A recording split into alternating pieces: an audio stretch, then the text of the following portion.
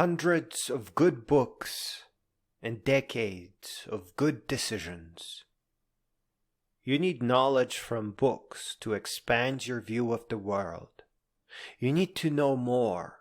You need hundreds of books. You need a view of the world that comes from the books you chose, but is also correct as it balanced itself, as it corrected itself just out of the numbers of books that you listened to and re-listened and continued re-listening to. I do not wish to concern you, but whatever you chose early on in your life, please also choose to become an independent entrepreneur, just in case, just to be sure. Nobody knows the troublemakers that we will encounter in our future. I once watched a very nice person, it seemed, invite a reporter to an event where we were both volunteering. It later occurred to me that he was collecting newspaper articles about himself for years in the future when he needed a promotion. I just had to look up nepotism and legacy ivy. This is not something an ordinary and honest person can go up against. Now with social media, people probably pay agencies for posts, original articles, probably vacation videos even. This kind of thing is too complex to fight. Don't just assume that nepotism is about trouble getting the job. It may also be about people trying to push you out to make room for their family members. They may get you to quit without you realizing that you were pushed out. Now, don't assume that this will happen to you, but don't assume that this will happen to somebody else and not you. Instead, slowly and calmly read and listen to your books and build up the knowledge required to swiftly build your own company. Have a plan for giving away free services to build up a group of happy customers. Understand that this is not just about a product that you would like to make or a service that you would like to provide, but mostly about customers that will reliably come to your product or service and gladly pay as they will honestly appreciate or need it. And there is more. You need to get in touch with your elder self. Begin asking, what are your regrets? And just keep freaking asking that question until you whip yourself out of whatever you are in by your very own shoelaces. I'm not sure how to describe this. You know that you need real knowledge, like functional knowledge, not just performing on test kind of knowledge like an actor, which is what schools will give you so that they can take a paycheck home. Because real knowledge is huge. You go home and start making stuff. Sometimes it's stuff you can touch, but sometimes it's also thoughts that you need to evaluate. Sometimes stuff you didn't even know you could make. That's awesome.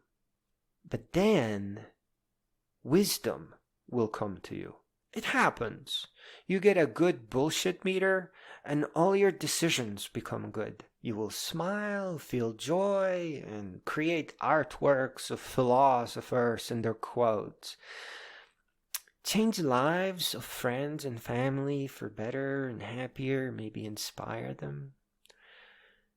But there's more. Because wisdom is something you hardly work for. I mean, it kind of comes to you. So, what happens when you move forward, or up, or both? What happens? I think people observing someone making that step call it greatness. I'm sure no person making that step ever called it that, but that is what others call it. And I think that is where you need to go. Discover your knowledge, Watch your wisdom surround you, and then take that step, whatever it may be. Others will call it greatness. The results that come from taking that step are a very important part of your well-being and of the meaning of your life. When you finally become your elder self and take a look back at your younger life and probably still not be satisfied, I doubt anybody ever is, but look at and feel that journey and feel how heavy it was, how impossible those dreams, you will understand how important it was to make it. Looking back at all the big decisions you made may still even seem scary, but you will greatly appreciate having that foresight, that knowledge, having found that balance. A huge chunk of your accomplishments will come from enlarging your view with books. You'll feel it, but may have difficulty pinpointing a set of books in particular. It will just be having read many of them. Let me put it in a way that approaches a vision of it.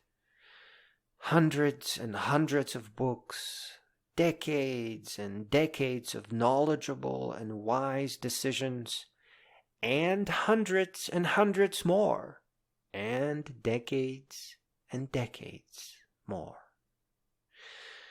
It is impossible to arrive in a place that you will feel uncomfortable in when you just spend decades and decades and read hundreds and hundreds of books slowly and wisely, making your way forward. Take your time, but remember, our life is very long, much longer than you will ever expect. And that once you reach for real knowledge from real people who worked really hard for it, and carry on in some part with knowledge gained from them and from your beautiful life and experiences as well, you are sure to become wise. And then you will be able to use that wisdom to help others, and eventually make your elder self feel warm and cozy, probably in their 80s and 90s, as they cheerfully shuffle around. Hey, you can't be sure, so don't say no, but they may be painting something really beautiful, or typing on an ancient typewriter to make it difficult to write the way I'm writing right now. Let me tell you, I already know what I'm getting for my 90th birthday.